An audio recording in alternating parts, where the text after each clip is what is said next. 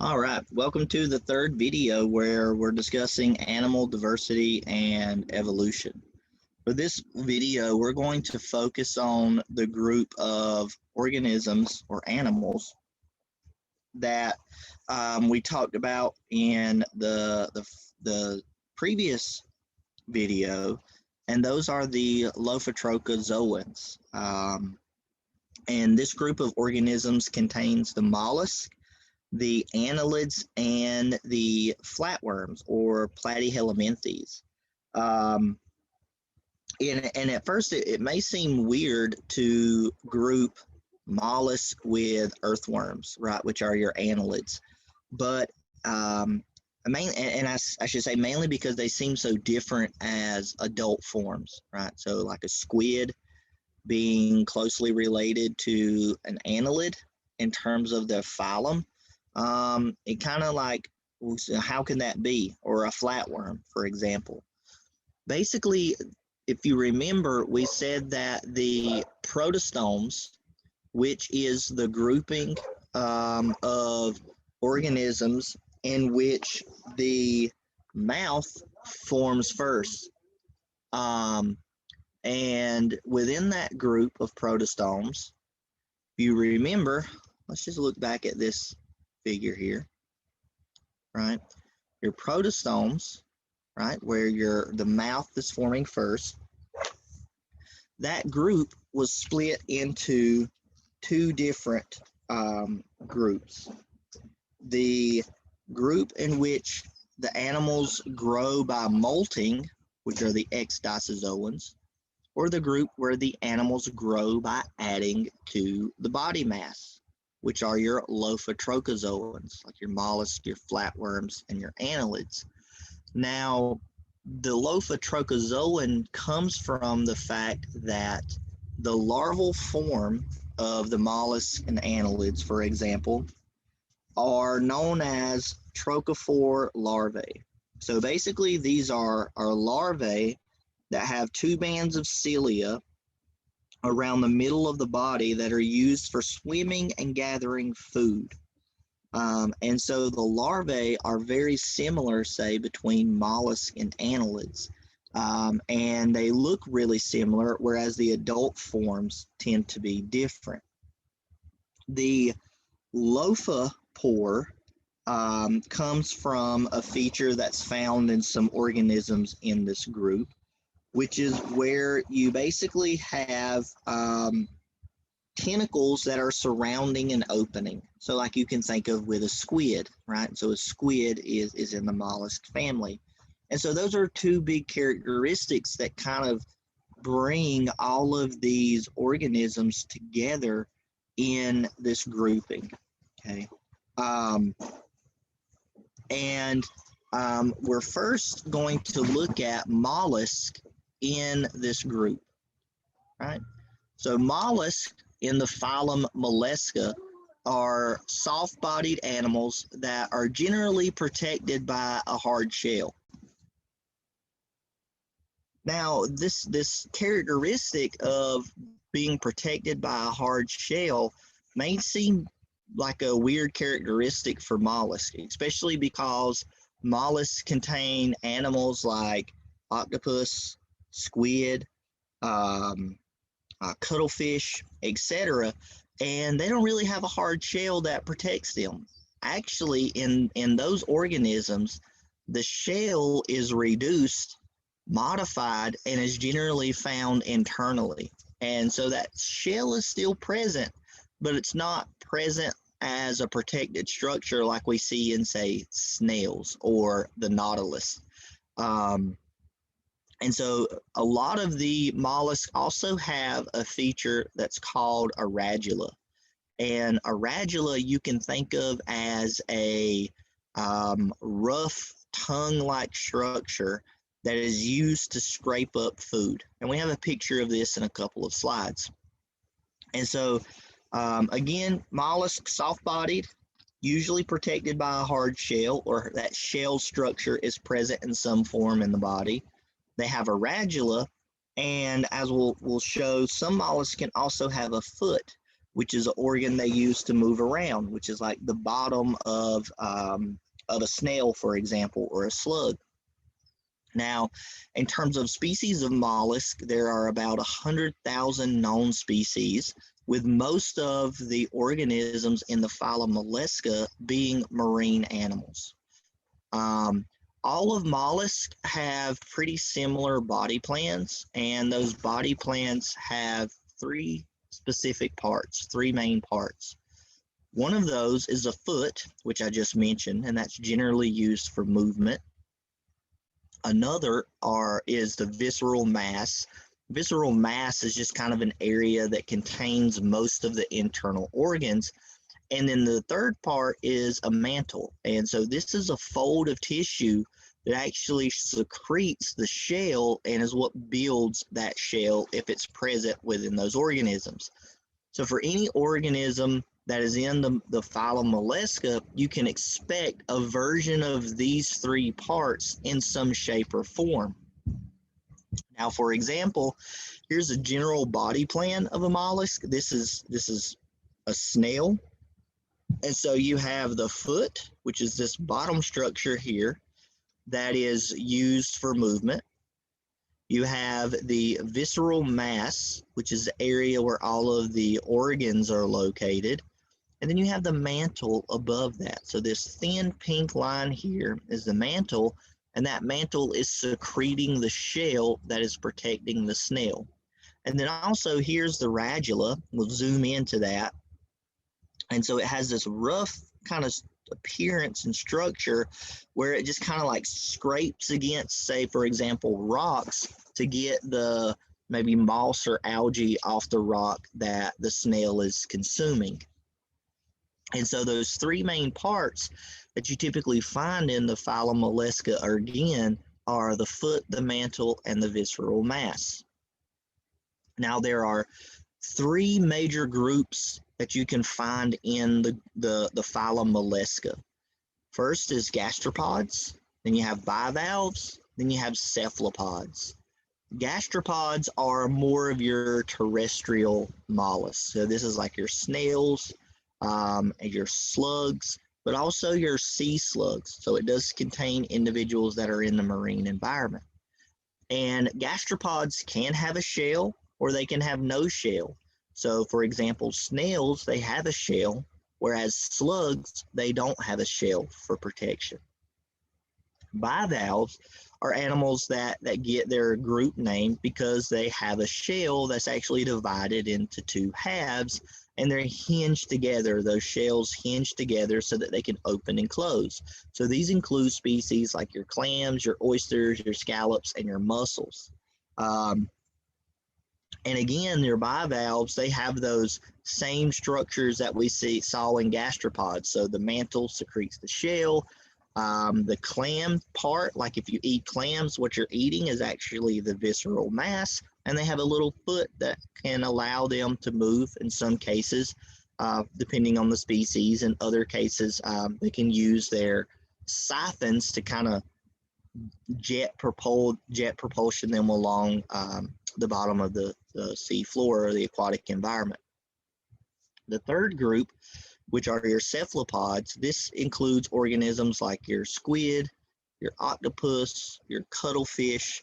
And so these are all marine organisms, very agile, kind of hydrostatic skeleton, hydrostatic bodies.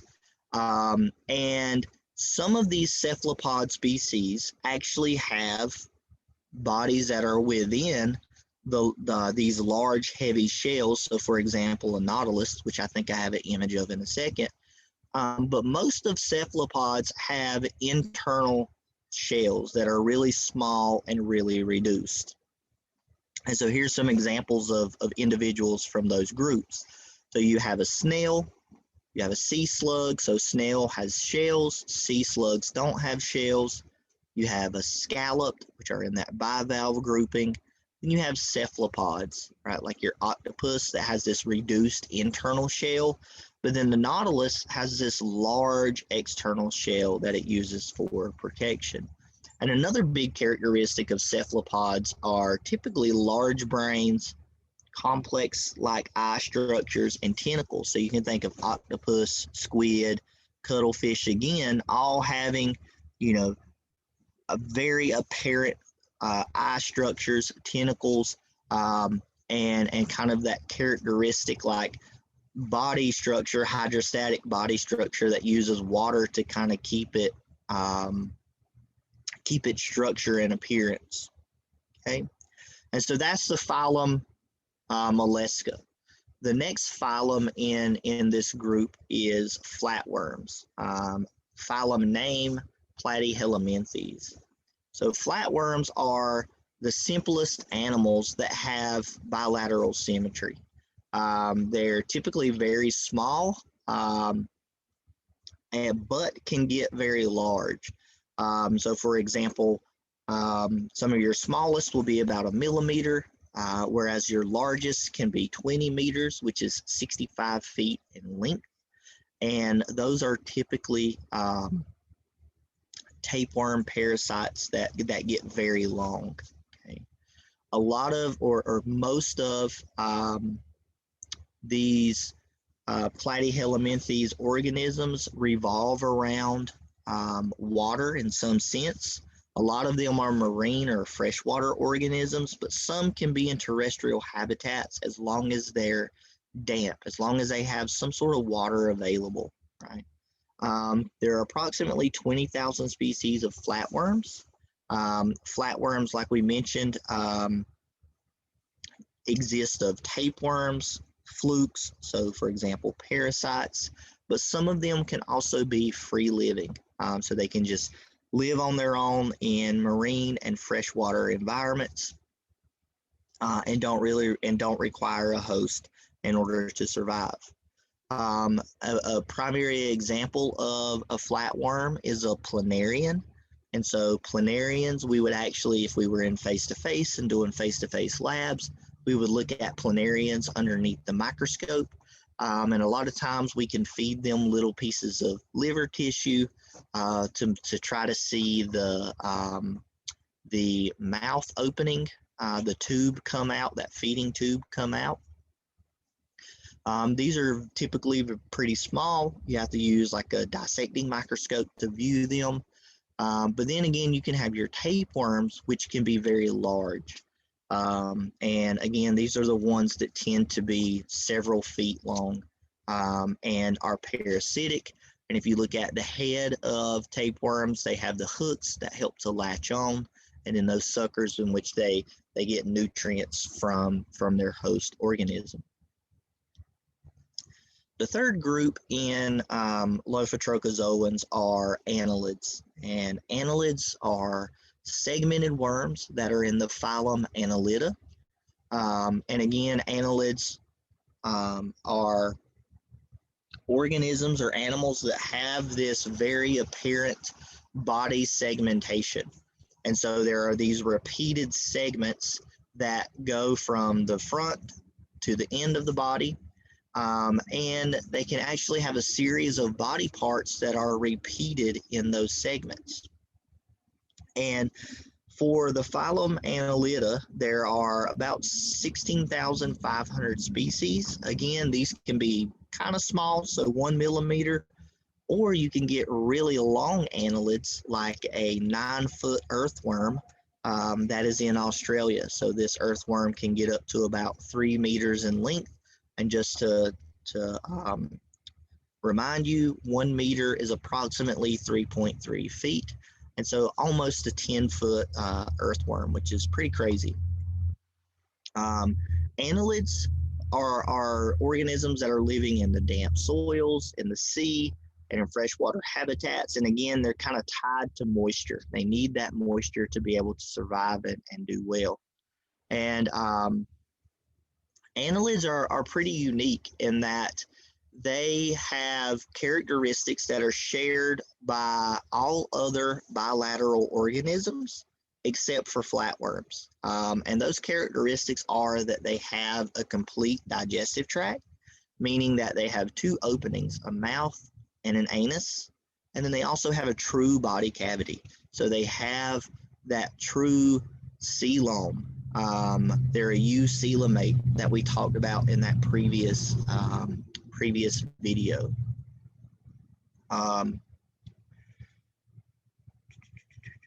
And so the checkpoint question here, the body plan of an annelid displays blank, meaning that its body is divided into a series of repeated segments. And so think about this for a second. And what you should have come up with is that the body plan is segmented. So annelids are segmented worms, basically. So here's the typical body plan of an earthworm. You might have dissected one in college, not college, but high school. Sometimes you'll dissect an earthworm in your high school biology class. If you have, then this should be somewhat familiar. If you haven't, then I guess welcome to the world of the earthworm. And what's really cool about an earthworm is they have a very primitive brain. So they have kind of this mass of nervous tissue starting to develop at the front of their structure that really resembles, early form of a brain. And then they have their nerve cord that runs along the anterior portion of their body. They are pretty unique in that they have a main heart, but also accessory hearts that run along the side of those main hearts. They have a complete digestive tract, so they have a mouth and an anus. And they also have these segments. And if you notice, at each of these segments, they have these setae, which are little hair-like structures that allow them to kind of grab onto stuff and move throughout their environment. And also within each segment, they have what's called nephridia, which are primitive kidney-like structures, so a waste disposal organism. And they have one at each segment. And so just kind of really interesting structure that we see in terms of the Annelida phylum. Okay. Annelids can be broken up into two different groups. So you have your Arrantians and your Sedentarians. Your Arrantians are your marine annelids, or they consist of most of the marine annelids. So things like your ragworm that crawl and burrow into sediments. Also, organisms like your ragworm, I guess, is probably a common one, I guess, if you know of an Arrantian, which is shown here in the left-hand figure. The other group, which are the sedentarians, include your earthworms, leeches, and then also other tube-dwelling marine organisms. Your tube-dwelling sedentarians make a tube that they live in, so they're basically a worm that lives in a tube that's made up of calcium carbonate. So they mix mucus, sand, and broken shells. Or it could just be calcium carbonate that makes these tubes that they live in, and then the worms will kind of pop out of those tubes, and then they'll filter feed and filter particles from the environment to get their energy and organic molecules that they need to survive. Okay, and so that's it for this third video. In the next video, we'll go over the second group of the protostomes, which are the ecdysozoans, so your organisms that grow by molting. And then after that, we'll have one more video where we go over the deuterostomes, which are the echinoderms and the chordates, or your vertebrate-based organisms. And so with that, we'll see you in the next video.